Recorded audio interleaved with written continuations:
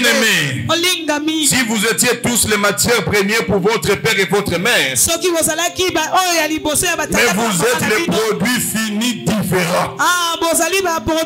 Même quand vous sortez le même jour avec une jumelle ou un jumeau, tu es différent de celui-là. Et parce que tu es différent, tu dois te dire que bien-aimé, ton cas est différent.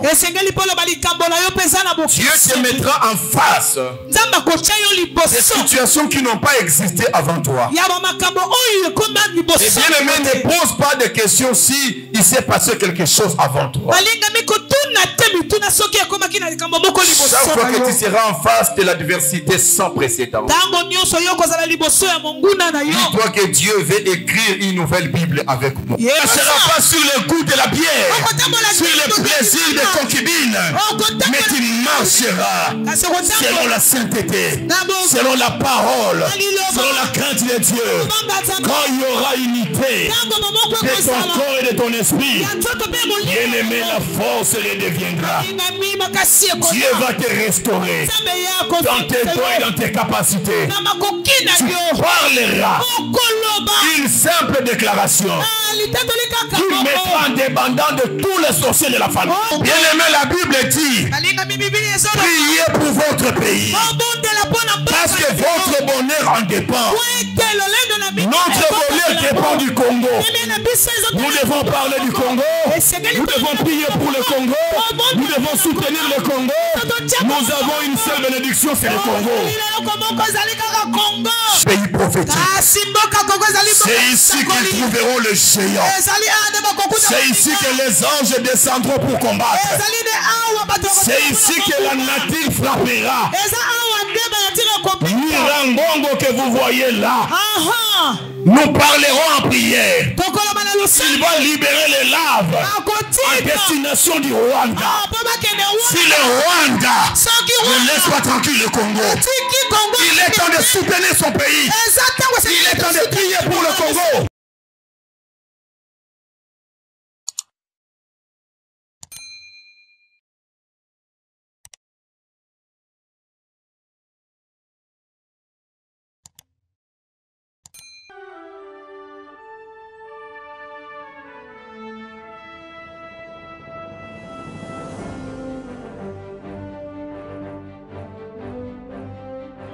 J'aimerais dire à quelqu'un, même si tu es testé positif au coronavirus, ce matin, tu vas vivre une nouvelle expérience.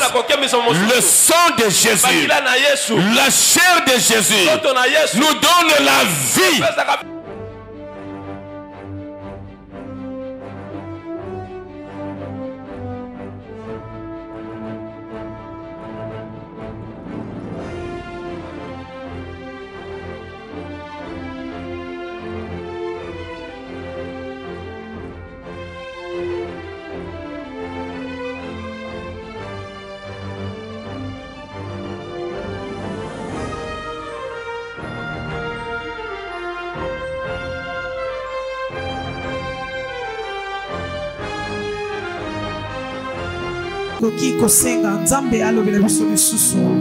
Dépose sa parole dans nos cœurs. Cette parole qui donne la vie. Et que ce matin, cette parole te donne la vie. Nous élevons nos voix. Nous allons prier. Prions le Seigneur.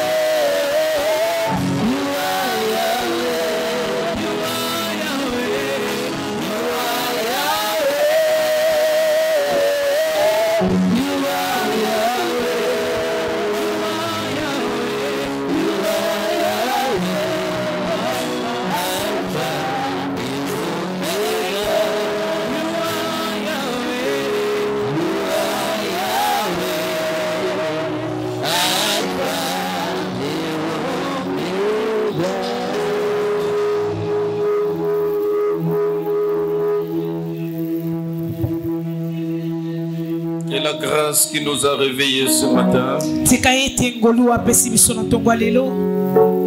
que tes bontés qui nous sont renouvelées ce matin, puissent nous accompagner pendant ce moment. Nous sommes faibles, nous sommes indigents. Mais c'est toi qui penses à nous. Fais-nous encore grâce de parler à ta place. Fais-nous encore grâce d'écouter tes oracles. Fais-nous grâce ce matin que nous soyons transformés par ces messages, délivrés et bénis. Que la gloire te revienne. Tu prends le cœur de ma soeur et de mon frère. Tu prends ses oreilles, tu prends ses pensées. Que tous nous soyons soumis à l'obéissance de ta parole. Tendre Père, libère ton esprit en ces lieux au nom de Jésus. Que ton esprit vienne glorifier le nom de Jésus. Par des signes, par des signes, par des prodiges, par des miracles, par des témoignages. Au nom de Jésus, nous avons prié avec assurance et nous acclamons une manière de te dire merci, Seigneur.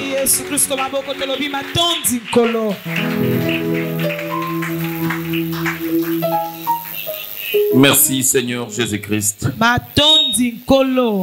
Amen. Amen. Amen. Amen. Est-ce que quelqu'un peut me donner un amen puissant, un amen vibrant, un amen d'aujourd'hui, un amen musclé? Vous savez, quand vous avez la vie, vous devez savoir faire des bruits à l'honneur de celui qui vous donne la vie. Oh, mes amis, ceux qui sont morts ne savent plus faire de bruit. Voilà pourquoi il y a un silence à la morgue. Il y a un silence au cimetière. Mais la Bible dit, dans son palais, tout s'écrit. Gloire, est-ce qu'on peut crier gloire? Est-ce qu'on peut crier gloire? Est-ce qu'on peut crier plus fort? Gloire! Ta gloire. Acclamons le Seigneur qui mérite la gloire. Il mérite la gloire, il mérite la gloire. Il mérite la gloire, notre Dieu. Il nous fait tellement du bien. Et que chaque fois que nous avons l'occasion de le faire, nous le faisons bien. Chaque fois que nous avons l'occasion de le louer, permettez-nous de le louer bien.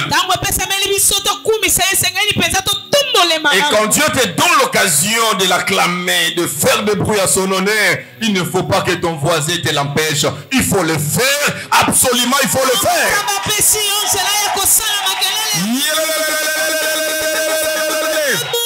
Est-ce qu'il y a des mamans dans cette église? J'aimerais entendre.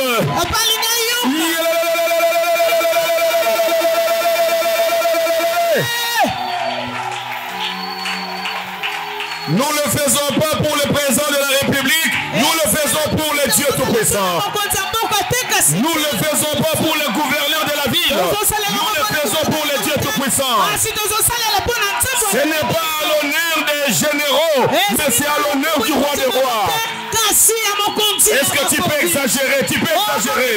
C'est une manière de le louer et de l'adorer.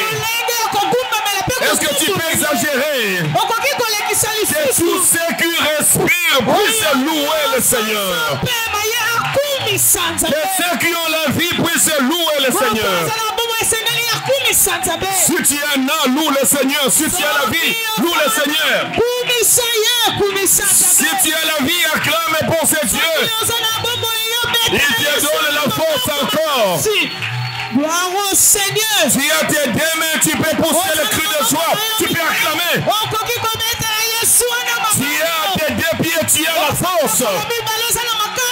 Oh, nous avons la force pour le louer.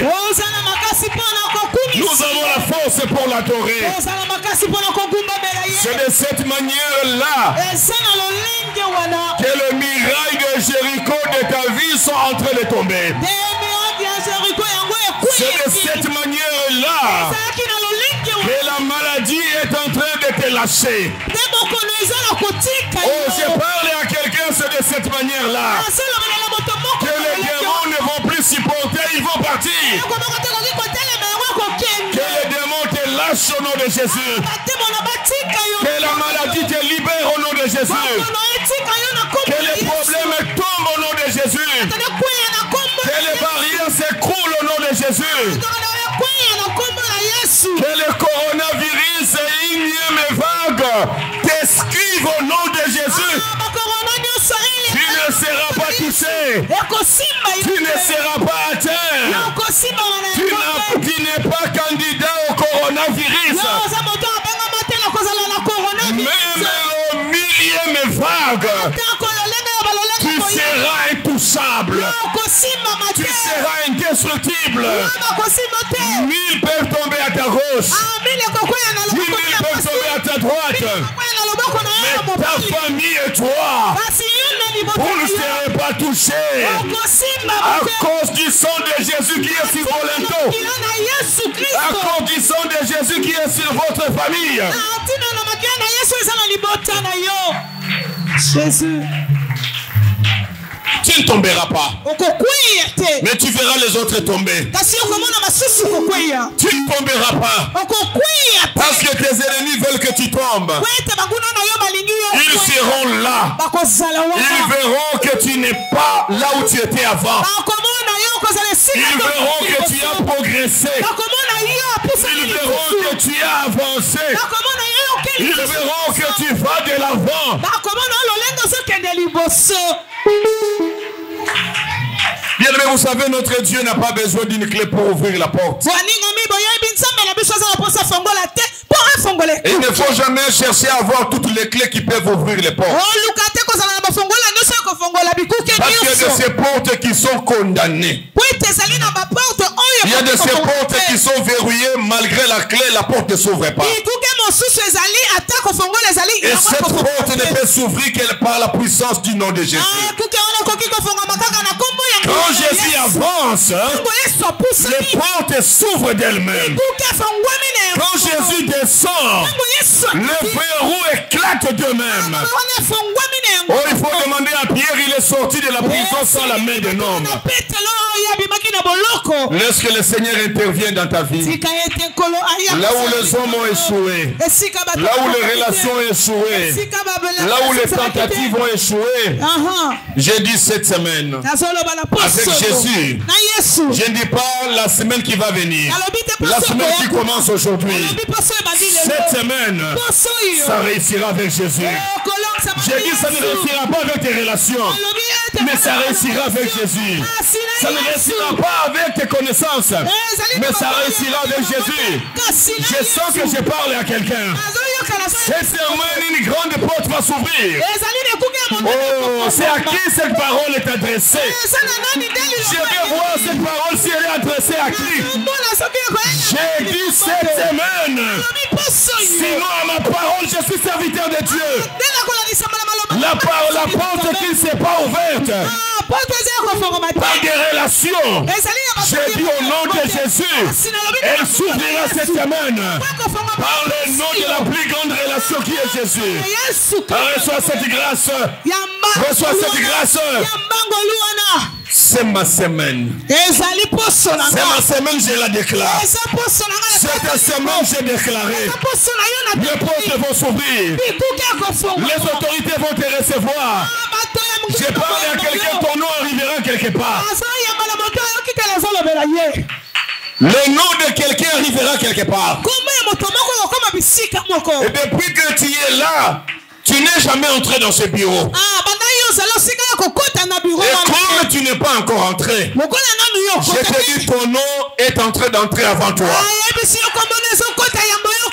à cause de ton nom qu'on va envoyer le service de protocole te chercher. On va dire chercher-moi monsieur X. Il semble qu'il est dans l'entreprise. Oh, il y a un Mephibosheth à qui David fera du bien cette semaine. Mais pendant que je parle, il est dans le débat. David est en train de poser la question. Y a-t-il quelqu'un de la maison de Nathan à qui je peux faire du bien? On lui dit apparemment il n'y a personne. Il n'y a personne avec un diplôme. Il n'y a personne avec un niveau considérable. Il n'y a personne avec un rang acceptable.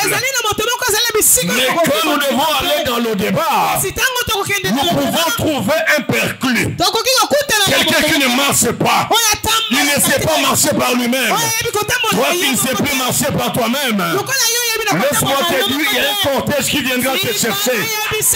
Je déclare cette semaine, il y a un cortège qui viendra te chercher. Parce que le roi veut te faire du bien. Si c'est toi, tu vas crier Amen 3 fois. Et tu vas prier pour ça. Commence à prier pour ça. Commence à dire à Dieu, je le prends. Commence à dire à Dieu, j'entre dans ma possession. J'entre dans ma bénédiction. J'entre dans ma grâce. Ce qui n'a pas marché, il y a tant d'années, il y a tant de mois, je le déclare. Ça marche maintenant. Non, ça va marcher. Mais ça marche maintenant. Ça marche maintenant. Je suis en train d'entrer. Je suis en train de posséder. Je suis en train d'accéder à ma bénédiction. Le Seigneur m'a recommandé. Le Seigneur a envoyé mon nom. Le sommeil a retenu. Le sommeil d'un roi. Le sommeil d'un ministre. Le sommeil d'un vice-premier ministre. Le sommeil d'un président de la République. Le sommeil d'un gouverneur. Le Seigneur est en train de retenir le sommeil d'un vice-gouverneur à cause de ton nom. Oh, le Seigneur est en train de parler dans son sommeil. Et cet homme te fera du bien. Cet homme, il reçoit l'instruction de Dieu pour te faire du bien. Reçois cette grâce. La faveur de Dieu sur toi. La faveur de Dieu sur toi. Indaramaya korobobo sandarababa. Rende ya korobobo sindarababa.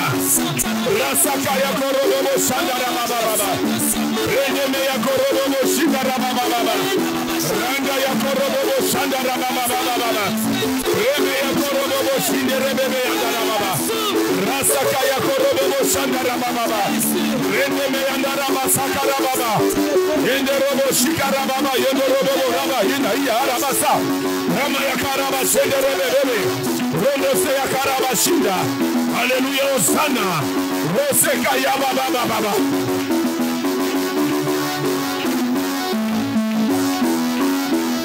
Bien-aimé, tu vas prier. Pendant que je suis en train de prier, tu es en train de me voir, de me montrer la plupart des bénédictions qu'il a donné à ses enfants qui sont ici. Mais il y a un ange, l'ange des ténèbres. Il y a ce prince qui est en train de bloquer la bénédiction de quelqu'un. Tu ne devais pas arriver dans cette semaine comme ça. Mais il y a une force qui a retenu. Une force qui s'interpose. Nous allons prier. Tu vas demander à Dieu qu'il ordonne à son ange Michael qu'il descende ce matin pour venir libérer ta bénédiction comme il a libéré la bénédiction de Daniel.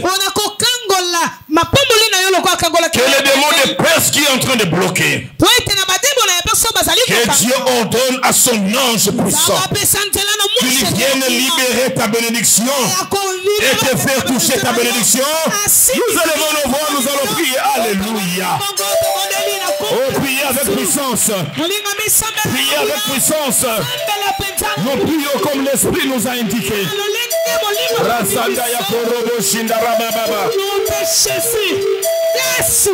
Quelqu'un devait déjà témoigner.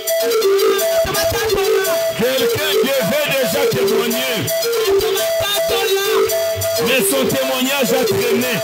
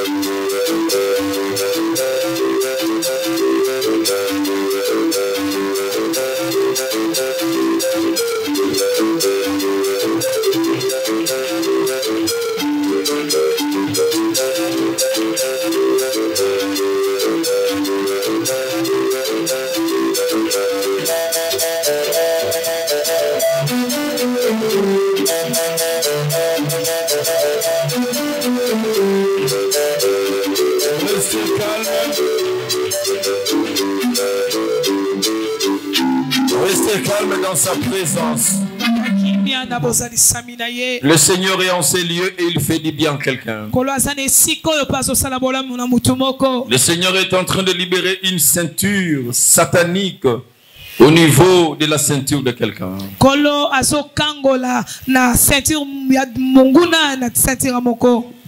Au niveau de ta hanche, tu sens des douleurs. Et c'est au niveau du dos. Et pendant que nous sommes en train de prier, ça c'est ce que je vis. Le Seigneur est en train de tirer enlever une ceinture qu'on t'a imposée, Satan. Et le Seigneur est en train de guérir cette personne maintenant. Il y a quelqu'un qui ressent le problème de respiration. Il te sent étouffé au niveau de ta poitrine. Et le Seigneur est en train de te libérer maintenant. Ce gilet est en train d'être déchiré. Ce déchiré démoniaque qui t'étouffe. Le Seigneur est en train de l'arracher maintenant. Et tu vas sentir ta poitrine être libérée pendant que nous sommes en Le Seigneur est en train d'agir sur quelqu'un qui sent le mot de tête répété. Et il sent ces mots de tête arriver jusqu'au niveau de ses yeux. Et Dieu me dit c'est un problème oculaire. C'est un problème de yeux. Et le Seigneur te fait grâce aujourd'hui. Sa main est en train de toucher à tes yeux. Et le Seigneur est en train de te guérir. Et j'aimerais te dire que le médecin te proposait déjà que tu dois porter des lunettes. Je te dis la vérité, Dieu dit non, tu ne portes pas de lunettes maintenant. La main de Dieu te touche maintenant. Et cette main est en train de te libérer. Tu ne verras plus ces douleurs revenir.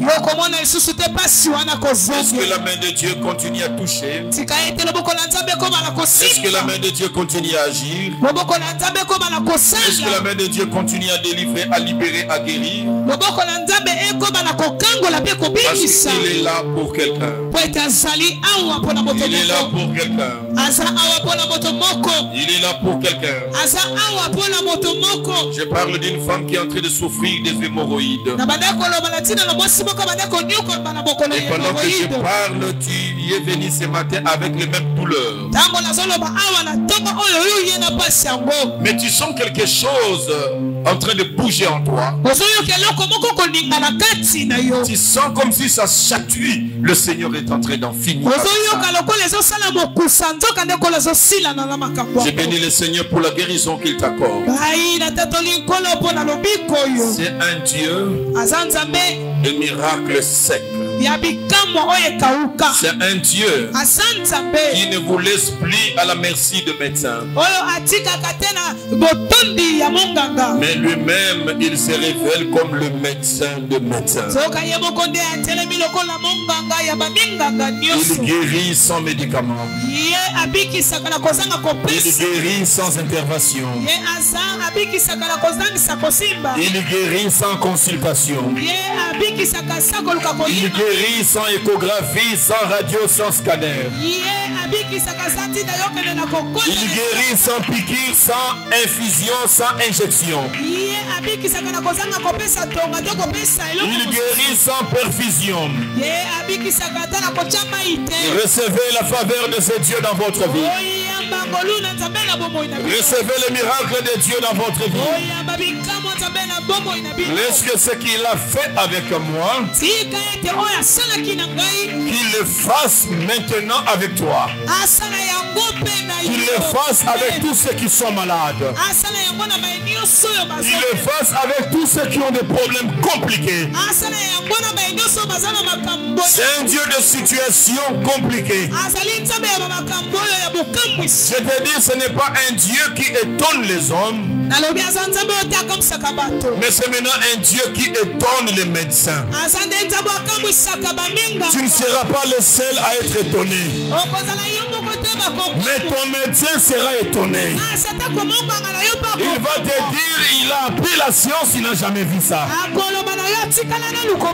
Ce sont des choses qui n'arrivent que par Dieu. Recevez cela, recevez cela. Recevez cela, recevez cela. Recevez cela, recevez cela. Recevez cela. Que cela remplisse vos vies. Au nom de Jésus-Christ. Nous disons Amen avec des grandes acclamations.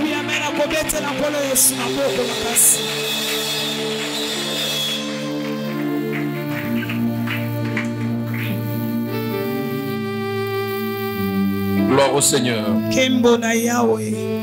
Ézéchiel chapitre 37. Ézéchiel chapitre 37. Chapitre 37.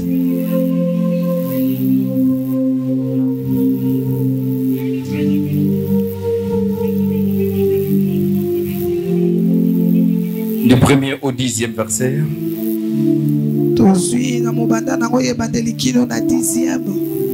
Ézéchiel chapitre 37. Ézéchiel chapitre 37. Verset 1er jusqu'au verset 10.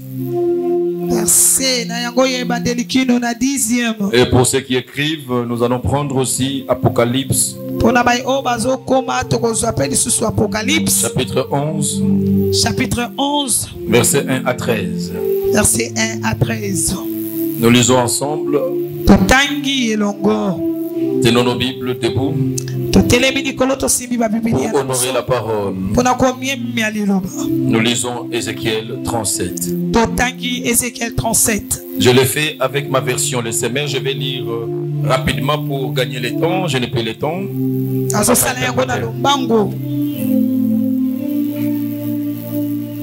La main de l'Éternel se posa sur moi. Et l'Éternel m'amena par son esprit et me déposa au milieu d'une vallée pleine d'ossements. Il me fit promener sur eux en tous sens, et je constatai que ces ossements étaient innombrables sur toute l'étendue de la vallée, et qu'ils étaient totalement desséchés. Il me demanda, fils de l'homme, crois-tu que ces ossements revivront?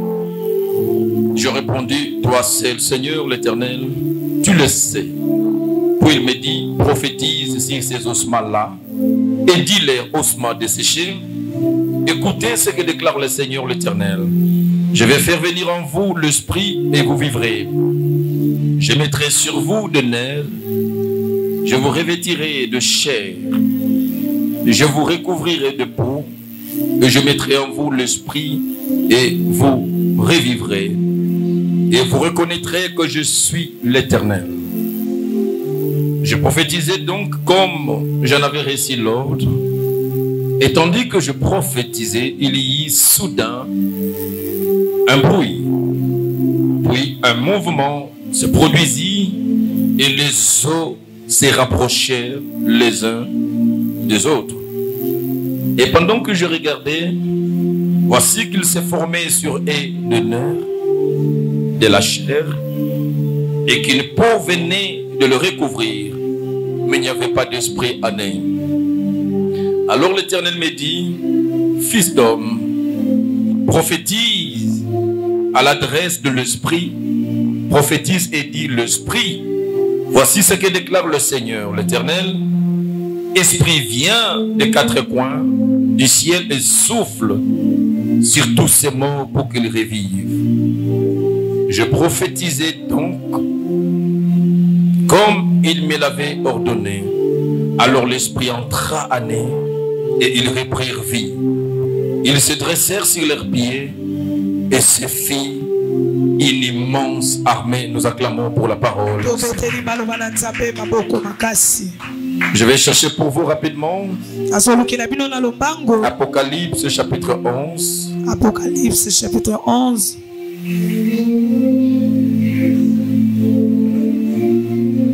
Du verset 1er au verset 13.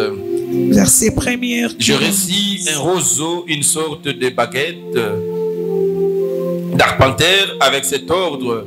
Debout, prends les mesures du temple de Dieu et de l'autel. Compte ceux qui s'y prosternent dans l'adoration, mais laisse de côté les parvis extérieurs du temple. Ne les mesure donc pas, car il a été abandonné aux nations païennes. Elles piétineront la ville sainte pendant 42 mois. Je confierai à mes deux témoins la mission de prophétiser. Habillés de vêtements de deuil pendant 1260 jours, ces deux témoins sont les deux oliviers et les deux chandeliers qui se tiennent devant le Seigneur de la terre. Si quelqu'un veut leur faire du mal, un feu jaillit de leur bouche et consume leurs ennemis. Oui. Si quelqu'un veut leur faire du mal, c'est ainsi qu'il faudra mourir. Ces deux témoins ont le pouvoir de fermer le ciel pour empêcher la pluie de tomber durant tous les temps où ils prophétiseront. Ils ont aussi le pouvoir de changer les eaux en sang et de frapper la terre de toutes sortes de plaies aussi souvent qu'ils le voudront. Mais lorsqu'ils auront achevé de rendre leur témoignage, la bête qui monte l'abîme combattra contre eux et le vaincra et le tuera. Leurs cadavres resteront exposés sur la place de la grande ville qui s'appelle symboliquement Sodome et Égypte, c'est-à-dire où le Seigneur a été crucifié. Des gens de tout peuple, de toute tribu et de toute langue, de toute nation regarderont leurs cadavres pendant 3 jours et demi et s'opposeront à leur ensevelissement. Tous les habitants de la terre seront dans la joie à cause de leur mort. Ils s'en réjouiront et échangeront des cadeaux, car ces deux prophètes leur auront causé bien des tourments. Mais au bout de ces 3 jours et demi, un esprit de vie venu de Dieu entra en eux, et ils se dressèrent sur leurs pieds. La terreur s'empara de tous les assistants. Une voix puissante venant du ciel cria aux deux témoins: montez ici. Ils montaient au ciel dans la nuée, sous les regards de leurs ennemis. Au même instant, se produisit un grand tremblement de terre qui fit s'effondrer la 10e partie de la ville, et dans ce tremblement de terre, 7000 personnes périrent. Les survivants firent saisir de froid et rendirent hommage au Dieu du ciel. Acclamons cette belle parole du Seigneur.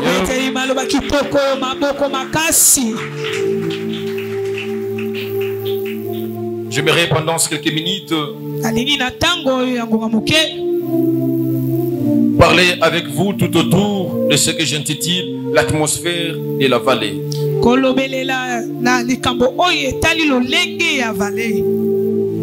Bien-aimé, l'atmosphère ou ce qui se passe ou ce qui doit se faire dans la vallée.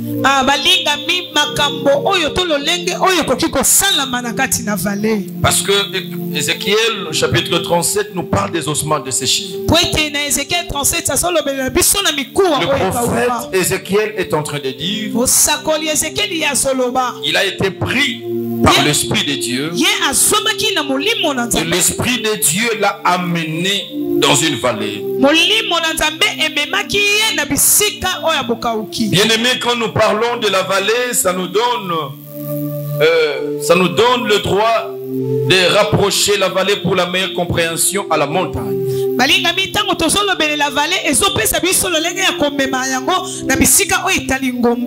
Généralement, la vallée, c'est cet espace que nous retrouvons entre deux montagnes pratiquement. Une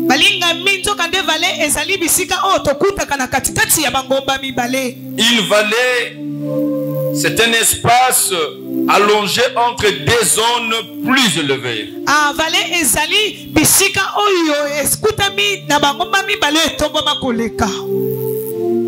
La vallée aussi, c'est cet espace qui se situe de part et d'autre du lit d'un cours d'eau.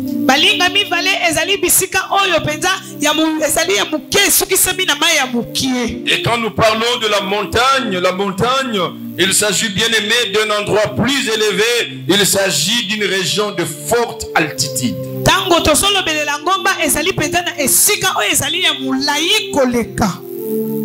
La montagne, c'est une importante élévation de terrain.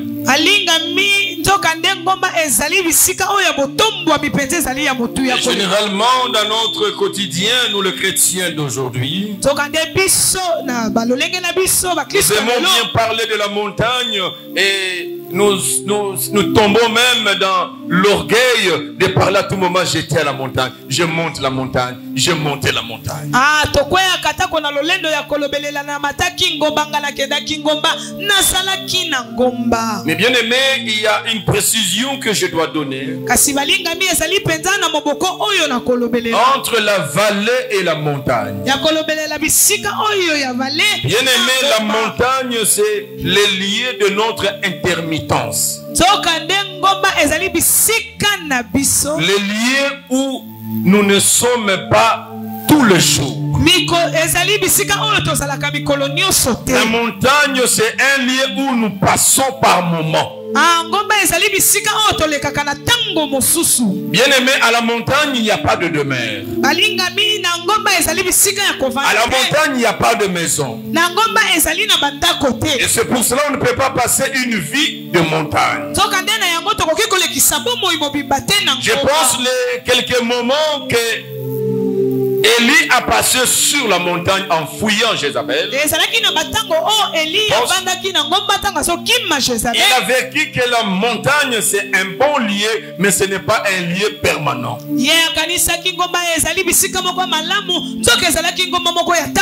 Parce qu'à la montagne il n'y a pas à manger. À la montagne il n'y a pas de conditions pour dormir. Et le Seigneur, pour aider son prophète, il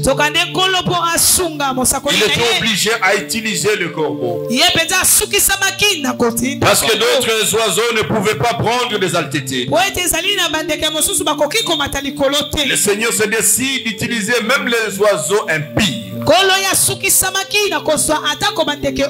Parce que son serviteur avait besoin de quelque chose. Parce que son serviteur avait besoin de quelque chose. C'est ainsi que, bien aimé, dans la démarche avec Dieu, il ne faut pas être extrémiste pour voir le faux partout et le mal partout. Dieu est capable de passer par de mauvaises personnes, par de mauvaises choses, pour accomplir ce dessein de la vie de quelqu'un. Dieu a utilisé le corbeau et je ne suis pas aujourd'hui là. C'est pour montrer qu'au niveau de la montagne, c'est un espace où nous arrivons par moment, mais ce n'est pas un espace où nous y demeurons. Mais quand nous parlons de la vallée, au contraire, la vallée c'est le lieu de notre permanence. La montagne on y va et on descend. Avant de monter la montagne, nous sommes à la vallée. Et après la montagne, nous descendons dans. Et nous ne devons pas avoir un regard comme si c'est à la montagne où tout peut se passer. Ce matin, je suis venu te parler de l'atmosphère qui existe au niveau de la vallée. Et déjà, j'aimerais te dire que c'est une aberration de dire que je monte à la montagne pour aller parler avec Dieu. Bien aimé, tout celui qui est arrivé à la montagne, il s'est rendu compte qu'à la montagne, on ne parle pas avec Dieu. Tout celui qui veut voir Dieu à la montagne, le lieu où il doit parler, c'est à la vallée. Le jour où Moïse avait besoin de voir Dieu, Moïse n'a pas prié sur la montagne de Sinaï. Moïse a prié dans la vallée. Il a demandé à Dieu, fais-moi voir ta gloire. La prière n'était pas faite sur la montagne. On ne monte pas à la montagne pour aller prier. Non, on prie à la vallée. C'est Dieu qui demande à Moïse. Il dit, ce que tu me demandes est difficile. Je ne peux pas te le donner à la vallée. Dieu dit à Moïse, demain. Sois de bonne humeur. Et dès le matin, tu monteras à la montagne. Et Dieu dit à Moïse, quand tu arriveras là, tu ne feras rien. Je te mettrai dans un cré. Je proclamerai mon nom. Je passerai. Faites entrer ceux qui sont dehors. Je passerai devant toi.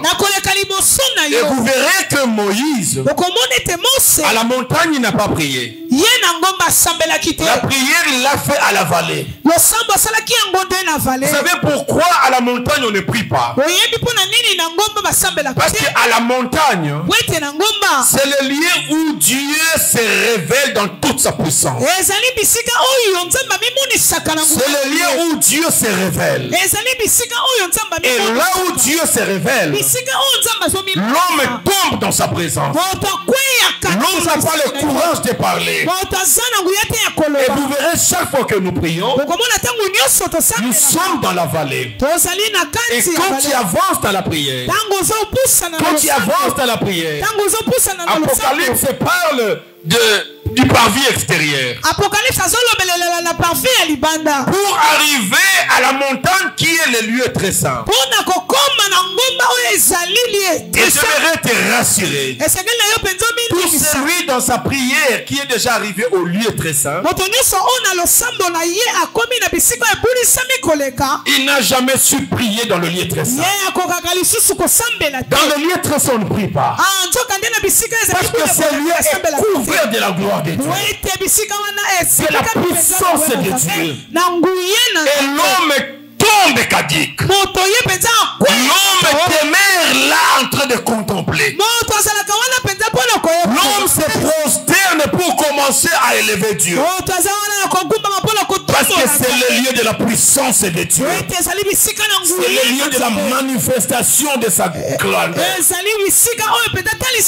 est tellement puissant. Tellement puissant qu'aucun homme ne peut parler dans sa présence.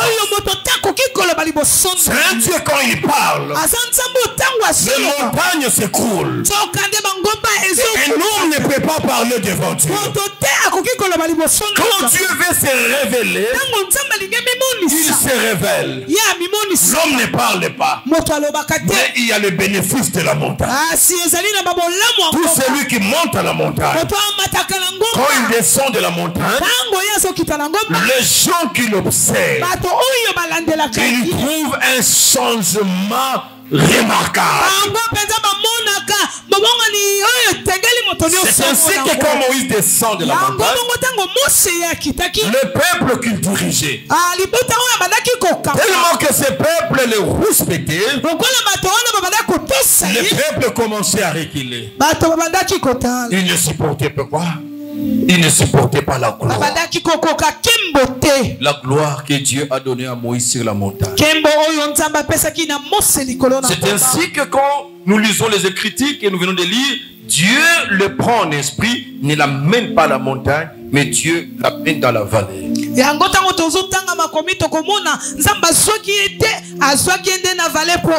Et je suis comprendre comment se comporter sur la montagne et comment se comporter sur la vallée. Dieu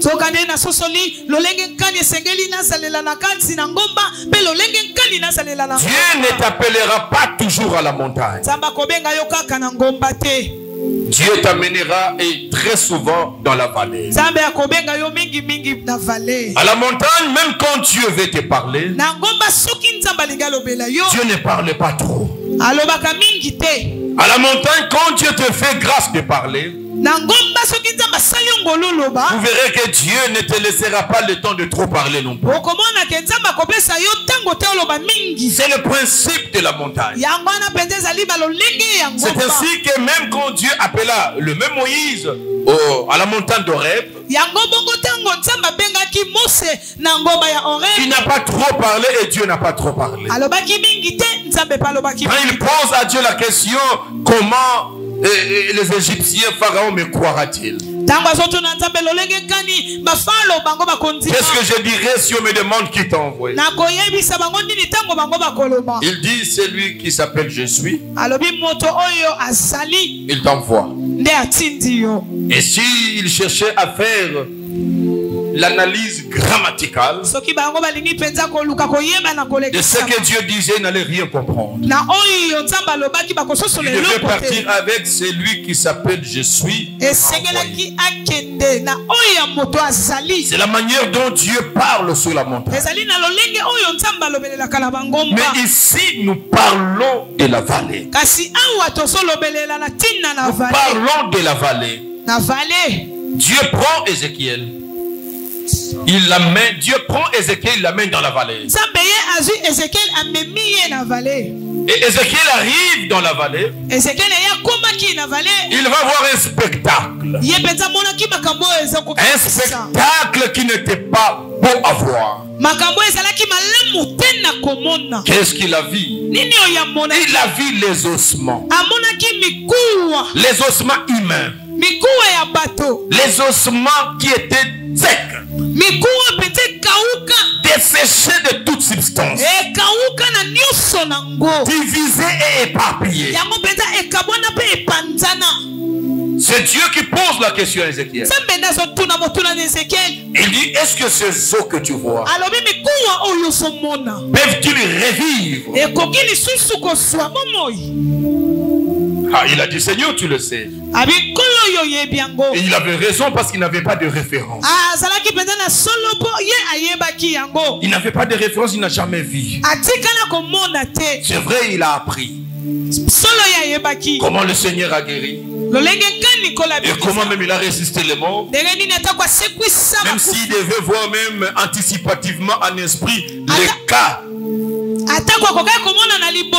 Et Lazare, c'est après 4 jours. Il y avait encore la chair, quoique la chair s'est décomposée.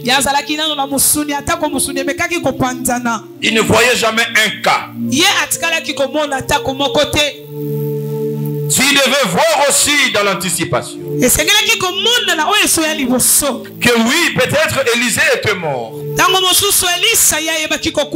Mais là, c'était dans un sépulcre.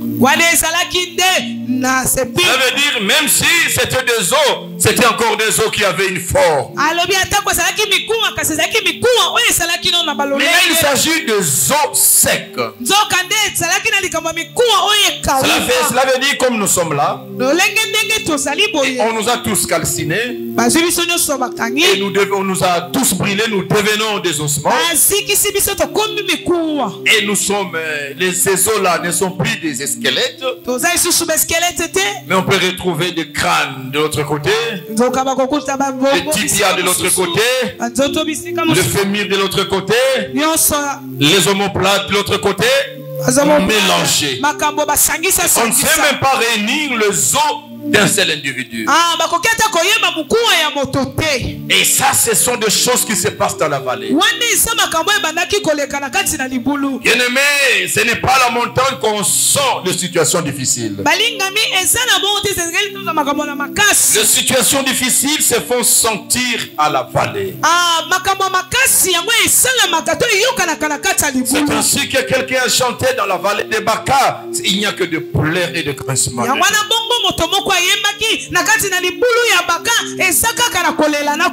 la vallée, c'est là où on peut être en face de certaines réalités intenables. Dans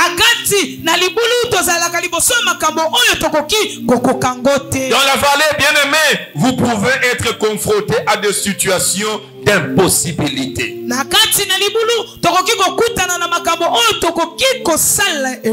alors, bien aimé, quand nous sommes dans la vallée et en face des ossements, il y a une atmosphère que nous devons suivre. Il y a une attitude que nous devons observer.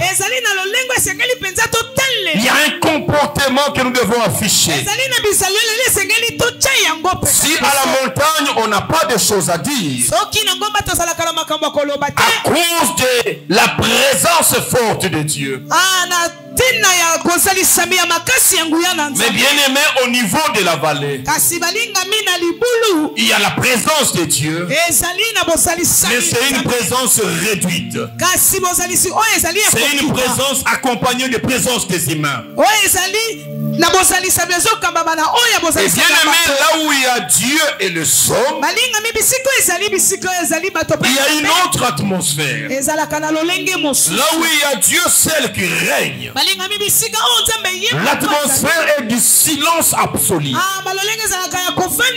Parce que le maître de la scène est là. Mais dans la vallée, il y a l'homme. Dans la vallée, il y a Dieu. Et dans la vallée, il y a des problèmes parfois impossibles. L'homme est en face de ces problèmes. Et Dieu n'est pas en face de ces problèmes, Dieu est en face de l'homme. C'est ça l'atmosphère de la vallée. Les problèmes sont en face de toi. Les problèmes ne sont pas en face de Dieu. Pendant que les problèmes sont en face de toi, l'adversité est en face de toi. Dans la vallée, il faut bien regarder. Tu verras que Dieu sera aussi en face de toi. Bien aimé, Dieu est en face de toi, il n'est pas en face de ton problème. Alors dans la vallée, il ne faut jamais se comporter pour dire que non, notre Dieu va agir. Dans la vallée, on ne dit jamais j'attends le temps de Dieu. Dans la vallée, on ne dit jamais je laisse tout entre les mains de Dieu. Si tu laisses tout entre les mains de Dieu, ce que tu le retrouveras après beaucoup de temps, ces choses sont toujours là. Parce qu'il y a une autre atmosphère. Dieu s'occupe de son homme. Mais Dieu ne s'occupe pas des problèmes que l'homme est confronté. C'est ainsi que Dieu pose la question à Ézéchiel. Est-ce que ces eaux peuvent revivre? L'homme ne savait même pas s'il pouvait s'en sortir à des situations qui étaient en face de lui. L'homme dit je ne sais pas. C'est toi qui sais. L'homme a tendance à rejeter tout entre les mains de Dieu. Non, nous attendons le temps de Dieu. Non, nous sommes là seulement, Dieu nous a promis. Dans la vallée, Dieu a dit à l'homme, comme tu dis que c'est moi qui le sais, et je vais te démontrer que c'est toi qui le fais. Si Dieu le sait, si Dieu est au courant de ton problème, je suis venu te dire dans la vallée, c'est toi qui feras quelque chose. Non, tu n'as pas bien écouté. Si Dieu sait, et Dieu sait que c'est toi qui fais, bien aimé, comme Dieu sait que tu as des souffrances, comme Dieu sait que ça ne marche pas dans ta vie, comme Dieu sait devant toi il y a des ossements desséchés, mais Dieu qui connaît, il sait aussi que c'est toi qui dois faire quelque chose. Le Dieu qui sait, ce n'est pas le Dieu qui fait. Ça c'est l'atmosphère de la vallée. Le Dieu qui connaît, ce n'est pas le Dieu qui agit. Dieu dit à l'homme, ce n'est pas moi. Ce n'est pas à moi d'agir. Il dit Ézéchiel, regarde ceci. Tu parleras pas à moi, Dieu. Parfois les chrétiens ne savent pas prier en face de l'adversité, en face de combat, en face de la résistance. Bien aimé, on ne pleure pas. Bien aimé, on ne chante pas. Bien-aimé, on ne crie pas à son père. Le père qui te laisse seul, il sait qu'il t'a donné tous les moyens pour s'en sortir. Le Dieu qui te laisse en face du lion, il sait que Samson, ce lion ne te déchirera jamais. Mais Samson, tu dois avoir le courage. En face du lion, on ne recule pas. On ne négocie pas. On ne pleure pas. Ne passez pas le temps dans la prière en train de pleurer. Dans la vallée, il faut regarder les ossements de sécher. Dieu dit, regarde ces ossements. Tu parleras à ces ossements. Tu diras à ces ossements. Pas ce que toi tu penses. Mais tu diras à ces ossements. Ainsi parle l'Éternel des armées. Le Seigneur a déjà parlé pour ton problème. Il a déjà parlé pour ta maladie. Il a déjà parlé pour ton infirmité. Et quand l'infirmité arrive, regarde l'infirmité. Tu t'adresseras à l'infirmité. Tu lui parleras au nom du Dieu Tout-Puissant. Dieu t'a donné des paroles. Sur chaque problème, il y a une parole. Il y a une promesse. Au minimum, il y en a une. Et au maximum, il y en a pléthorique. Utilisez les paroles. Et regardez le problème en face. Ne regardez pas ta taille. Tu seras et tu auras toujours la taille de David. Dieu ne te donnera pas la taille qui te mettra en confiance. Dieu te donnera toujours la taille qui te poussera à te mettre en confiance en lui. C'est ainsi que la taille de Goliath, c'était l'élément défavorisant. Goliath était sûr de sa taille. Il venait en regardant ses biceps. Il n'avait pas besoin de secours. Il a regardé son palmarès. Il savait qu'il a donné à tout le monde KO. Il venait en étant sûr. Et Dieu n'a pas voulu que David ait la taille de Goliath. Bien-aimé, si tu as la taille de l'adversité, si tu as la taille des problèmes qui sont devant toi, tu penseras que c'est ta taille qui va résister aux problèmes. Mais Dieu donnera des problèmes qui dépassent ta taille. Et il te gardera dans la taille de David. Mais je viens parler à un David. En face de Goliath, ne cherche pas l'armure de Saül. Confie-toi en Dieu. Prends seulement ton Jésus que tu as à la main. David n'avait pas beaucoup de choses.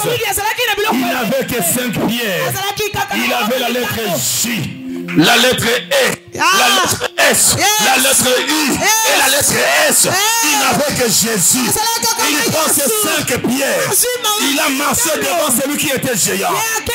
Oh, avec Jésus, ça ne rate pas au premier coup. Oh, est-ce que je parle à quelqu'un? Avec Jésus, ça ne rate pas au premier coup. Tu ne vas pas utiliser les 4 cartouches pour dire à Dieu, je reste avec une seule cartouche. Non, quand tu pars avec Jésus, la première cartouche, c'est la cartouche gagnante. La première pierre, c'est la pierre gagnante. Regarde ton Goliath. Il faut ignorer sa taille. Tu te verras toi qui es. Jésus parle dans Jean 17. Il dit qu'il soit un. Que mes enfants soient un. Qu'ils soient moi. Comme moi je suis en toi. Quand tu me regardes David, tu me verras j'ai 1m20. Mais quand tu me regardes si je suis en qui, tu verras que c'est lui en qui je suis. C'est un homme qui n'a ni commencement, il n'a ni fin. Oh bien-aimé, tu as la grandeur en toi. Tu as la puissance en toi. Tu as la force en toi. Il faut savoir utiliser ta force. Il faut avancer avec Jésus. Goliath tombera. Dans la vallée, il y a des Goliaths. Il faut les regarder en face. Je ne sais pas ton problème. Si c'est ton Goliath d'aujourd'hui, il faut le regarder. Il faut avancer. N'aie pas peur. Qu'est-ce que les hommes disent de toi? N'aie pas peur. Parce que quelqu'un qui a participé à la réunion des sorciers, il t'a dit cette fois-ci c'est ton tour. J'aimerais te dire que ça soit ton tour ou le tour de quelqu'un d'autre. Toi tu es un homme sans tour. Le jour où ils passeront chez toi, c'est le jour où le diable va échouer. Bien-aimé, tu es un homme. Dieu t'a créé pour faire au diable le chèque. Il va remporter ses victoires ailleurs. Et il ne remportera jamais la victoire sur ton tour. Je l'ai toujours dit à mon Dieu, ne donne jamais raison un jour au diable. Il ne trouvera jamais raison sur moi. Je l'ai défié depuis que j'avais 12 ans. Je l'ai défié jusqu'aujourd'hui à la quarantaine d'années. Bien-aimé, je continue à les défier. Et j'avais dit le dimanche passé, si ça ne dépendait que de moi, le diable devait me mettre dans une vie. Pour celui-là, nous passons le temps.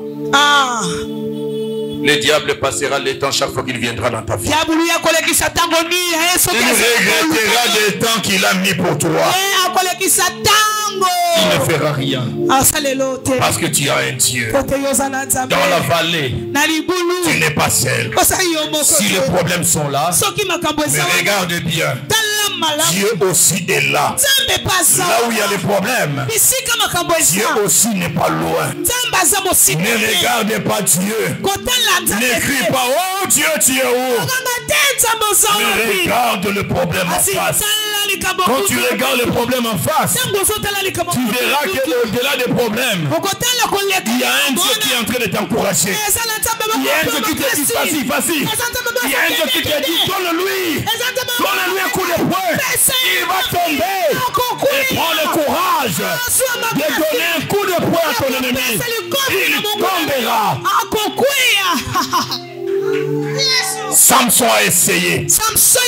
Il a donné un coup de poing à un lion. Il n'avait pas de référence. Donc une histoire, on a dit un homme a donné un coup de poing à un lion est tombé.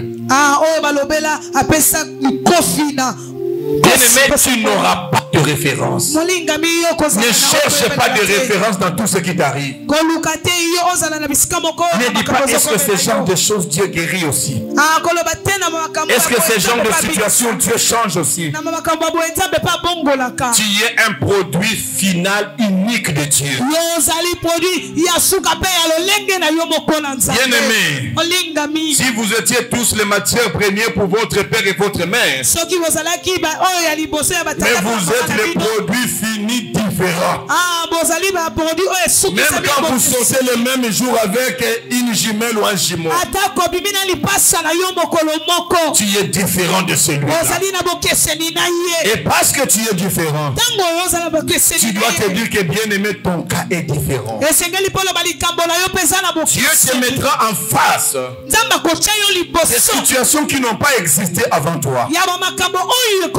Et bien aimé, ne pose pas de questions si il s'est passé quelque chose avant toi. Chaque fois que tu seras en face de l'adversité sans précédent, dis-toi que Dieu veut écrire une nouvelle Bible avec moi. Dieu veut commencer une nouvelle histoire avec moi. Vas-y et affronte le problème. Avec Jésus, on ne sort jamais perdu. Avec Jésus, nous sommes plus que vainqueurs avant la bataille. Avec Jésus, nous avons la ceinture du gagnant entre nos mains. Avec Jésus, tout va bien. Tout va bien. Quelle prière à faire dans la vallée? Quel type de prière à faire dans la vallée? Dans la vallée, bien-aimé, on prophétise. Dieu dit prophétise. Bien-aimé, dans une explication simple, la prophétie veut dire ceci. Dit des choses qui vont venir. Bien-aimé, devant toi, il y a une situation de maladie. Et devant la situation de maladie, tu dois parler de l'issue de cette maladie. Parce que quand la maladie arrive, la maladie a son objectif. C'est d'amener ses candidats dans la tombe. Mais en face de la maladie, tu dois prophétiser. Tu dois envisager le lendemain après la maladie. En face de la maladie, il ne faut jamais dire que c'est fini pour moi. En face de la maladie, je comprendrai que tu es en train de faire ton testament dans des circonstances normales. Mais il ne faut jamais faire le testament parce que tu es sur le lit de l'hôpital. Quand tu fais le testament sur le lit de l'hôpital, cela veut dire que tu as accepté que la maladie t'amène à la tombe. Oh, devant la maladie, Dieu ne fera rien. Jésus, il n'est pas monté avec tout ce qu'il avait. Il a dit ceci: je vous ai donné tous les pouvoirs. Là où je vais, il n'y a pas de malade. Mais je n'irai pas avec la guérison là-bas. Là où je pars, il n'y a pas de possédés. Il n'y a pas de pauvres. Je vous donne le pouvoir de marcher sur les scorpions, de marcher sur les serpents, de marcher sur la puissance de l'ennemi. Il a dit: je vous donne le pouvoir de guérir les malades, de faire marcher les paralytiques, de ressusciter les morts. Là où je vais, il n'y a pas de mort.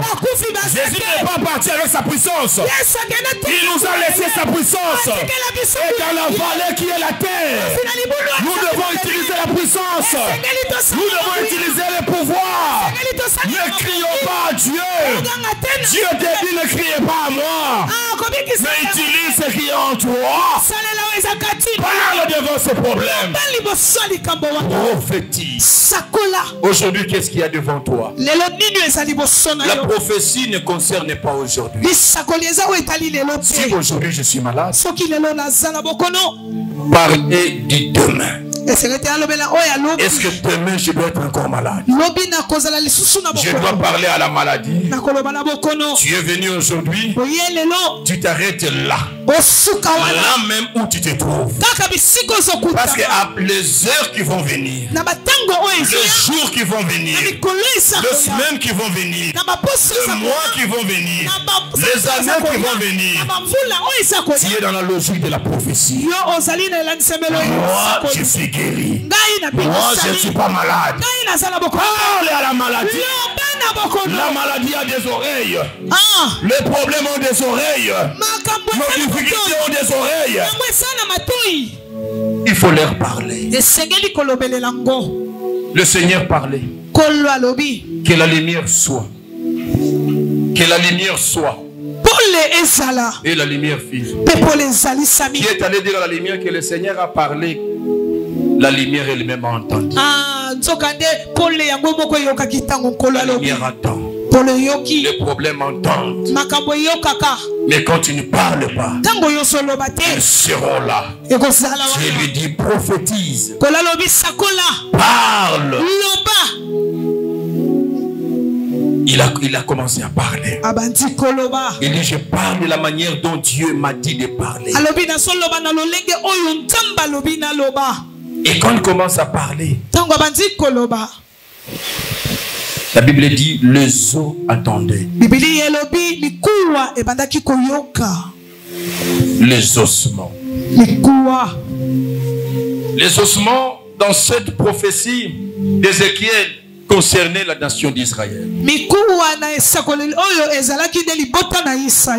Et cette nation d'Israël qui a déjà vécu une partie de cette prophétie.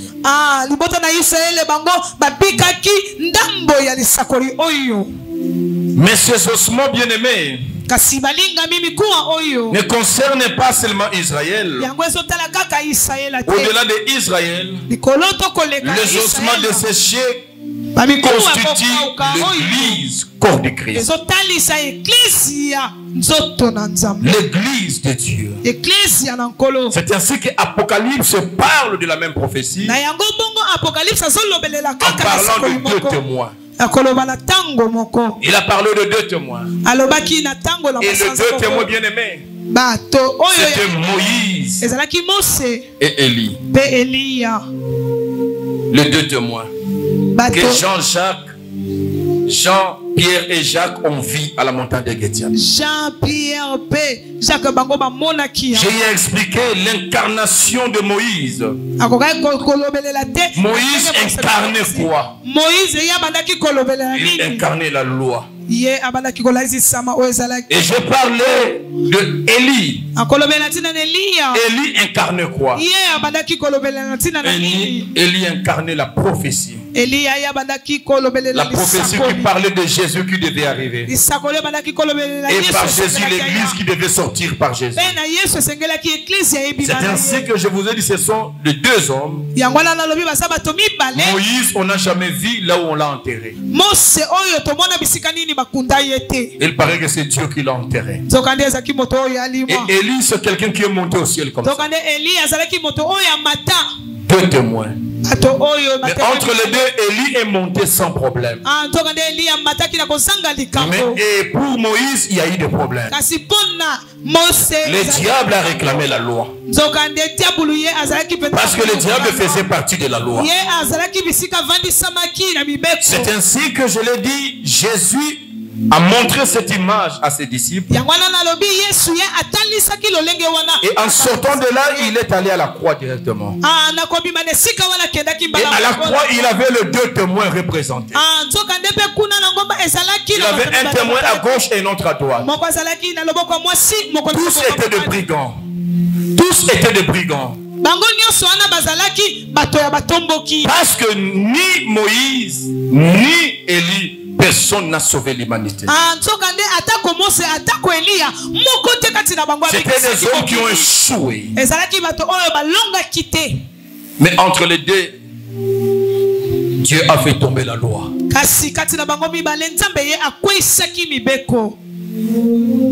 Mais la prophétie s'est sauvée en dernière minute.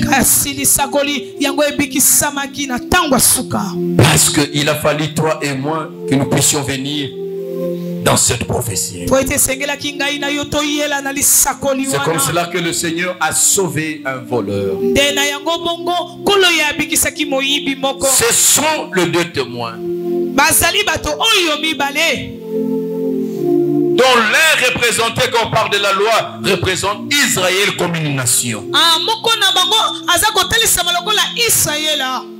Et le deuxième témoin, c'est l'église qui englobe tous les païens qui ont accepté Christ dans leur vie comme Seigneur. Et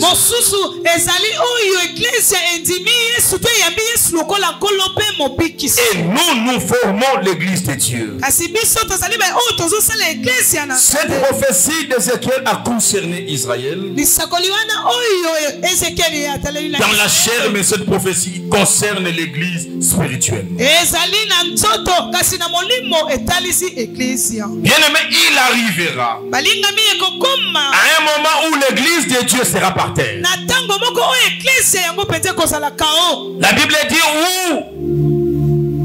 la bête montera sur le zoo, là où je lis dans l'Apocalypse. Et il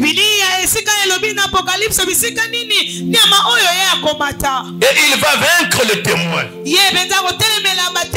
Les témoins qui ont parlé de Jésus. Bien-aimé, c'est le temps de la fin où nous voyons l'église de Dieu affaiblie. Aujourd'hui, on ne présente plus les exploits de l'église corps du Christ. Quand vous voulez entrer en ce qui concerne l'église, on vous présente les scandales. Le diable est entré à l'église. Il a récupéré les hommes de Dieu. Le diable a détruit l'église de Dieu. Il a détourné la vision de l'église. L'église corps du Christ est par terre. Et on ne veut pas enterrer nos ossements. Parce qu'on veut garder le ridicule sur le compte de l'église. C'est ainsi que le scandale de l'église. On n'oublie jamais ce scandale. Après un temps, on le relance sur les réseaux sociaux. Après un temps, on en parle pour décourager ceux qui étaient en train de croire en Christ. L'église de Dieu aujourd'hui, ce sont les ossements desséchés. L'église de Dieu se retrouve dans des conditions où nous sommes des os éparpillés. Même dans notre destruction, vous ne verrez pas l'unité de l'église. Bien aimé, on ne peut jamais vous parler de l'unité de l'église. Je parle de mon pays. Est-ce que l'église de Dieu, est-ce que l'église de réveil a une plateforme d'unité? Mais vous verrez, il y a plusieurs plateformes. Bien aimé, c'est une preuve du séparatisme. Nos os éparpillés. Et ces os sont gardés comme tels. Tout celui qui pose des questions sur l'église, on lui montre les ossements. Et aujourd'hui tu es Ézéchiel, à qui tu es en train de parler. Est-ce que l'église de Dieu qui est détruite? Est-ce que l'église qui a fait la pluie et le beau temps vers les années 70-80? Est-ce que l'église d'Adi Nabal peut encore revivre aujourd'hui? Une église qui se retrouve dans la vallée au plus bas niveau et qui se retrouve comme des ossements secs. L'église n'a plus de vie. Il faut voir, pour qu'on parle de miracles à l'église, il faut que les pseudo-pasteurs prophètes nous présentent des scénarios, nous présentent du théâtre et des arrangements pour dire voilà, il m'a coupé ça, je suis guéri. Et après, il va dire non, non, on s'est attendu 15 000, il m'a donné 10 000, il restait 5 000. Ce n'était qu'une aventure.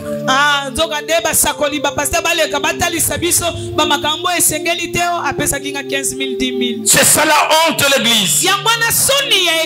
Quelqu'un qui meurt, il faut l'enterrer. L'église est morte, mais on n'enterre pas l'église. On laisse nos ossements nus. Que tout le monde voit ce qui est devenu l'église. Ça fait la honte. Ce n'est plus un motif de fierté d'être pasteur. Quelqu'un m'a dit, vous savez que quand vous m'avez dit que vous êtes pasteur, automatiquement je deviens très vigilant. Je dis, oh. Oui, parce que nous sommes des ossements desséchés. On parle d'un pasteur, on dit qu'ils sont des aventuriers. Quand vous parlez des chrétiens, on dit non, mieux vaut le païen que les chrétiens. On dit on peut trouver les aventures chez les païens, mais c'est d'un certain niveau. Mais les chrétiens font des aventures plus que les païens. Nous sommes les ossements desséchés. Il n'y a plus d'espoir. Le monde nous regarde, Dieu, c'est fini. C'est ainsi qu'Apocalypse dit les gens commencent à se faire des cadeaux. Apocalypse alobi bato bakomi kokabola na biloko. À cause du ridicule et de la honte de l'église. Na tina ya soni ya On église. dit non, ces gens nous ont tellement tourmentés. Bato yo penza ba nyokoli biso. Quand on détruit l'église, les gens acclament. Tango bazo nyokoli. Quand une église se ferme, à la place on va ouvrir un club de nuit, les gens sont d'accord. Tango église ekangami bato bazali wana bona kosepela. Et j'ai vu une statistique, je ne sais pas si c'est fiable ou pas. On nous présentait le nombre, c'est pas Kinshasa, le nombre d'églises et le nombre de terrasses de bars. namonaki bisika moko bazotalisa boni ya église na boni ya baterrasse. Je pensais que les églises nous sommes nombreuses, mais je dis qu'il y a plus de terrasses, plus de bars que des églises. Nakanisaki baeglise ezebele nzoka nde baterrasse ezebele koleka baeglise. Parce qu'il y a des gens qui se tapent de l'argent. Là où ils trouvent que l'église est en train de louer, il vient, il achète. Bisika oyo bango bazomona église ezali bayende kosomba. Pour mettre l'église dehors et faire, je ne sais pas moi, un hôtel ou, je ne sais pas moi, un bar et une terrasse. Bona kobimisa église libanda kotiema kotonga soki pe bar soki pe hôtel bayebi bango moko. Bien-aimé, tu es Ézéchiel de cette génération. Malgré cette situation de honte et de ridicule, le Seigneur te dit, parle à ces ossements. L'église qui est devenue les ossements. Je suis venu vous annoncer que l'église de Dieu ne finira pas ossements. Ces ossements vont répandre la vie. Et nous devons commencer à prophétiser sur notre église. En face de l'église détruite, chers chrétiens, tenons nos mains dans la main. Commençons à prophétiser sur la résurrection de l'église. Commençons à prophétiser sur ces ossements. Et quand nous commencerons à prier, nous commencerons à déclarer sur l'église du Congo, sur l'église corps du Christ, il se fera un mouvement. La Bible dit soudain, les eaux commencent à se rapprocher. Bien-aimé, la résurrection de l'église corps du Christ passera par un préalable qui s'appelle l'unité. Le diable a mis l'église KO. C'est parce qu'il a réussi à diviser l'église. Nous devons prier pour l'unité de l'église. Nous devons prophétiser sur l'unité de l'église. L'église de Dieu qui est par terre ne finira pas par terre. Nous devons parler. Il y a nos pères, nos aînés qui sont tombés, qui sont dans la honte aujourd'hui. Bien-aimés, si nous continuons de la même manière, nous aussi nous tomberons et nous finirons dans la honte. Mettons nos mains dans la main. Abandonnons les critiques. Mais commençons à prophétiser sur l'église. Commençons à parler. Si le diable a récupéré les hommes de Dieu, notre Dieu n'est pas un pour les récupérer à nouveau. J'ai pris Dieu aujourd'hui que tous les pasteurs de Bandal, tous les pasteurs de Kinshasa, tous les hommes de Dieu du Congo qui ont été récupérés dans l'occultisme, j'ai pris le Dieu qui vous a appelé, le Dieu de la résurrection, qui vous récupère là où vous êtes, qui vous ramène dans son sacerdoce. C'est possible. Je le crois. Au nom de Jésus. Les hommes de Dieu qui ont abandonné, qui se sont livrés dans l'adultère, dans la fornication, dans la magie. J'ai pris le Dieu Tout-Puissant, dont la main n'est pas courte, que ce Dieu aille vous chercher partout où vous êtes. Le royaume nous attend. Que Dieu récupère ces hommes. Que Dieu récupère les hommes, les femmes. Que Dieu récupère les intercesseurs, les évangélistes, les diacres, les anciens, les musiciens, les protocoles, les gagnants d'âmes qui ont abandonné l'œuvre de Dieu. Que Dieu vous récupère. Que vous puissiez revenir dans le sacerdoce. Il est temps de ressusciter. Parce que bientôt le maître veut nous appeler. Avant qu'il appelle ses deux témoins, il va d'abord nous ressusciter. Là où nous étions piétinés, cette église se lèvera. Je vous dis, l'église de Dieu se relèvera. On peut tout dire de l'église de Dieu. Je le dis à notre honte de tout ce qui arrive. Mais je suis venu parler comme prophète aujourd'hui. Le monde ne finira pas comme ça. Avec la note de propre à l'église. Mais l'église y est tombée. Et cette église est tombée quelque part. La Bible nous dit l'église est tombée. Là où on avait élevé la croix de Jésus. Sur la croix élevée. Sur l'église de Dieu, c'est que cette église est appelée à être ressuscitée. Quand Jésus a rendu l'âme à la croix, la Bible dit les morts ressuscités. Que l'église du Congo ressuscite au nom de Jésus. Que l'église de Kinshasa ressuscite au nom de Jésus. Que notre église ressuscite au nom de Jésus. L'église ne finira pas dans la honte. Nous sommes dans l'opprobre aujourd'hui. Nous n'avons plus les hommes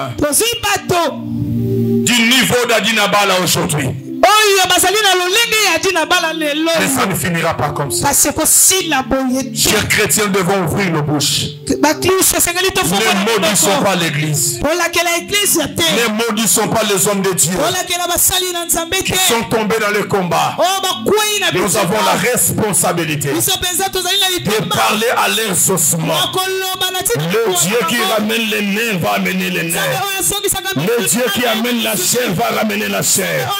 Le Dieu qui amène la peau va amener la peau. Continuons à parler. L'église de Dieu ressuscitera. Et la Bible dit, les assistants, ceux qui seront vivants, vont trembler de peur avant que Jésus ne vienne. Là où je lis en Apocalypse, c'est avant le 7e trompette. Et avant que le Seigneur ne revienne, les deux témoins vont ressusciter. L'église va ressusciter. Le monde verra. L'église sur qui on a marché. Cette église est debout. Cette église reviendra debout. Et l'église parlera. Que le ciel se ferme, le ciel se fermera. L'église parlera. Que le pluie ne tombe pas, il ne tombera pas. L'église parlera. Et les hommes vont changer. Les ossements desséchés de l'église vont ressusciter. Bien-aimé, ce n'est pas seulement les ossements de l'église. Ta propre vie aussi peut être des ossements aujourd'hui. Il faut regarder sa vie comme les ossements. Il faut parler à sa vie comme les ossements. Tu dois prophétiser sur sa vie. Tu j'ai tout perdu. J'ai perdu l'emploi. J'ai perdu ceci, j'ai perdu cela. J'ai perdu les mariages, j'ai perdu les enfants. Je n'ai plus rien. À quoi sert de continuer à vivre? Non, je suis venu te dire, ça ne finira pas comme ça. Toi qui es dans le pauvre aujourd'hui, toi qui es dans la honte aujourd'hui, ça ne finira pas dans la honte. Ça ne finira pas dans le pauvre. Bien-aimé, je connais la fidélité de ce Dieu. Même Samson qui l'a trahi, Dieu ne l'a pas abandonné jusqu'au bout. Il a perdu ses yeux, mais il a dit à ces dieux-là, Seigneur, donne-moi une dernière force. Ces hommes qui m'ont humilié, ces hommes qui m'ont arraché la vision, la vie. Seigneur, je n'aimerais pas mourir comme ça, mais j'aimerais faire tomber les hommes que je n'ai jamais tombé de mon vivant. Dieu lui a concédé la force. Ah, maman, Okokufa Boete. Elle ne sera pas sur le goût de la bière, sur le plaisir des concubines, mais tu marcheras selon la sainteté, selon la parole, selon la crainte de Dieu. Quand il y aura unité de ton corps et de ton esprit, bien-aimé, la force redeviendra. Dieu va te restaurer dans tes dons et dans tes capacités. Tu parleras une simple déclaration. Tu mettras en dépendant de tous les sorciers de la famille. Tu te lèveras une nuit. Tu dis aujourd'hui, je ferme le ciel. Tous les sorciers de ma famille, s'ils ne veulent pas se convertir, ils ne monteront plus. Ils vont rester des sorciers de la terre. Et ils resteront par terre. Le Seigneur restaurera quelqu'un. Il va restaurer la force de quelqu'un. Il va restaurer les dons de quelqu'un. Ces ossements, c'est aussi ta vie. Laisse-moi finir pour te dire. Ces ossements, c'est aussi notre pays, le Congo. Un pays qui se retrouve dans la honte aujourd'hui. Un pays qui se retrouve dans l'opprobre aujourd'hui. Un pays où le petit Rwanda peut blaguer. Je me rappelle une époque avec le président Mobutu. Il a fallu quelques éléments de l'armée pour entrer au Rwanda et élever les drapeaux du Zaïre. Nous sommes en train de vivre le plan de Dieu, chers Congolais. Il y a eu des prophéties qu'après Mobutu il y aura un président. Il viendra, il va donner l'espoir dans ce pays. Cette prophétie a été dite, c'était au palais du peuple. On a dit que cet homme ne fera que 2 ans. Et il va mourir. Après lui, le Congo va descendre aux enchères. Le Congo va descendre dans la souffrance. Le Congo va passer le moment de honte et de ridicule. Mais cette prophétie a continué. Pour dire, mais après ce moment-là, Dieu se lèvera avec quelqu'un d'autre. Et Dieu fera de Congo un paradis de la terre. Les nations vont commencer à courir de partout pour solliciter de venir investir et rester au Congo. Je dis aux Congolais qui sont avertis, ne changez jamais de nationalité. Notre Congo est béni. C'est notre bénédiction qui nous a attiré tous ces malheurs. Mais aujourd'hui, j'aimerais te dire, et je le dis à la face du monde, il y a un temps pour toutes choses. S'il y a un temps pour pleurer, le Congo a pleuré. Le Congo a pleuré de morts à l'est. On parle de 10 millions de morts. 10 millions de morts peuvent faire 4-5 pays. Ça peut faire 3 pays d'Afrique. On a consigné les Congolais. Comme si on détruisait 3 nations, 4 nations. Sous les applaudissements de la communauté internationale. Sous la complicité des pays voisins du Congo. Sous la complicité des autochtones congolais. Bien aimé, la Bible dit, priez pour votre pays. Parce que votre bonheur en dépend. Notre bonheur dépend du Congo. Nous devons parler du Congo. Nous devons prier pour le Congo. Nous devons soutenir le Congo. Nous avons une seule bénédiction, c'est le Congo. Chers Congolais, cessons de dormir. Pendant qu'on est en train de dire qu'il y a encore guerre à l'Est. Cessons de croiser les bras. Pendant qu'on dit encore le Rwanda est derrière le M23. Il est temps que tous les Congolais se mettent debout. Ceux qui doivent aller au front, aller au front. Ceux qui doivent donner l'argent, donner l'argent. Ceux qui doivent prier, prier. Ceux qui doivent gêner. Le Congo vaincra. Je vous dis, le Congo vaincra. Et bien aimé, tout passera par l'unité. Je ne parle pas de l'unité de Katangé. C'est du n'importe quoi. Je ne parle pas de l'unité de Kassayen. Je ne parle pas de l'unité de Kivussien. Derrière l'unité de Katangé, il y a la République du Katanga. Derrière l'unité de Kassayen, il y a la République du Kassai. Derrière l'unité de Kivussien, il y a la République de Kivu. Je parle de l'unité des Congolais. Je ne parle pas de la réconciliation des tribus. La réconciliation de tous les Congolais. Il est temps, chers politiciens, vous qui attendez les résultats des urnes jusqu'à aujourd'hui, il est temps de s'occuper du Congo. Nous devons abandonner nos querelles politiciennes. Pendant qu'on divise les Congolais, on est en train de voler les territoires du Congo. Le Rwanda n'a pas d'espace.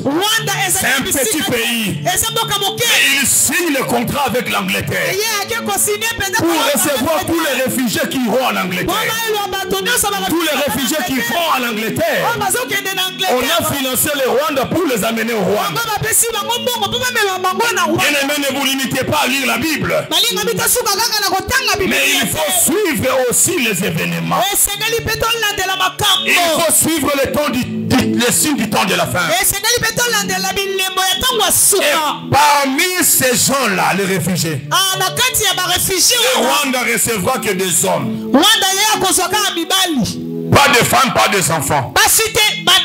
Mais les plus vulnérables, ce sont des femmes et des enfants. Ils ont quel calcul en envoyant les hommes au Rwanda?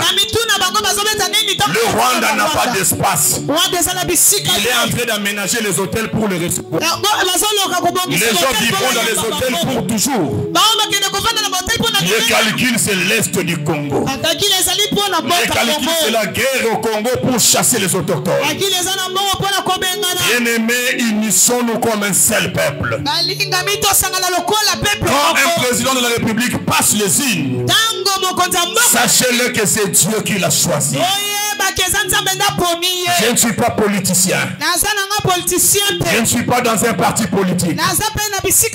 Mais je soutiens le Congo.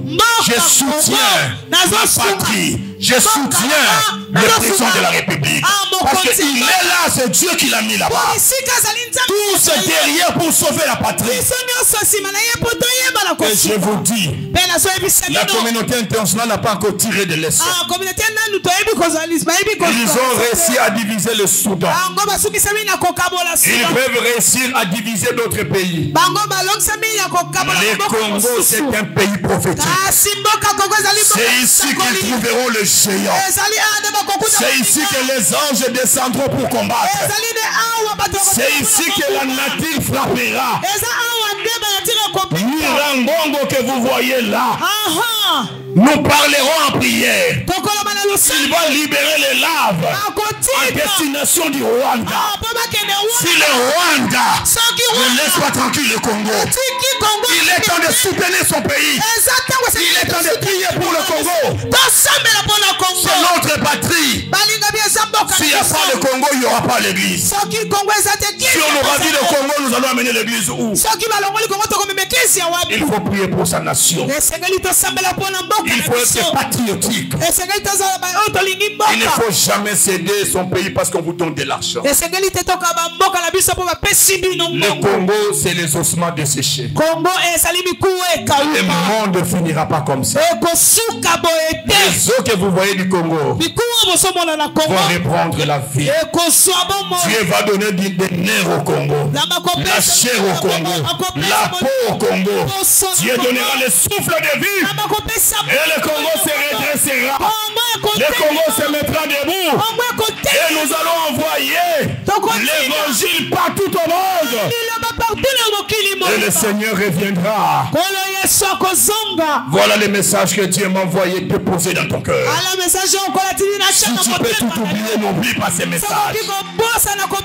L'atmosphère de la vallée. Il faut parler. Il faut parler. Il faut parler.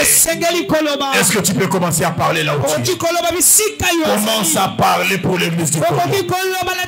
Commence à parler pour ta propre vie. Commence à parler pour le Congo. Parlez. Parlez. Parlez. Commence à prier. Si ta vie devient les ossements de sécher, commence à prier. Ça doit revenir à la vie. Oh, je n'attends pas la prière de quelqu'un. Il y a quelqu'un qui prie ou j'arrête? Sous cette onction, j'aimerais que tu pries. Les eaux vont reprendre la vie. Parle à ta santé. Parle à l'église du Congo. Parle à notre cher beau pays, le Congo. Le Congo, un pays à destination prophétique. Aujourd'hui, le Congo est le sujet du ridicule. Mais demain, le Congo sera un exemple à donner. Demain, le Congo sera un modèle à suivre. Le Congo a une mission. Prions pour l'unité du Congo. Prions pour l'unité de l'Église. Prions pour l'unité de ta chair et de ton esprit. Que Dieu intervienne. Alléluia. Prions le Seigneur. Alléluia. Prions le Seigneur. Alléluia. Prions le Seigneur. Quelque chose se passe. Quelque chose se passe. Seigneur, nous n'avons que le Congo comme pays. Seigneur, nous ne t'avons pas demandé de nous faire de Congolais. Il y a un seuil, oh Dieu. Il y a un seuil d'acceptation. Il y a un temps pour pleurer. Il y a un temps aussi pour rire.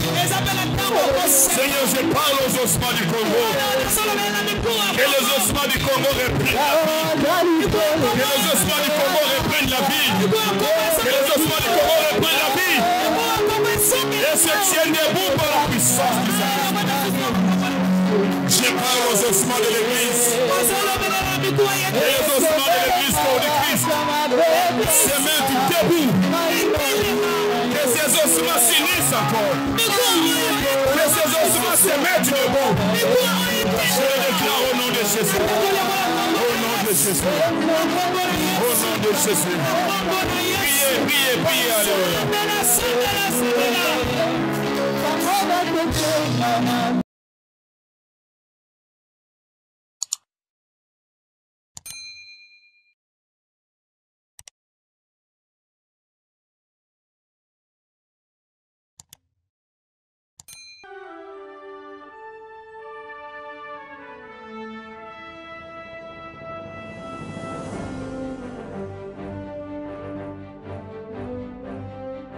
J'aimerais dire à quelqu'un, même si tu es testé positif au coronavirus, ce matin, tu vas vivre une nouvelle expérience.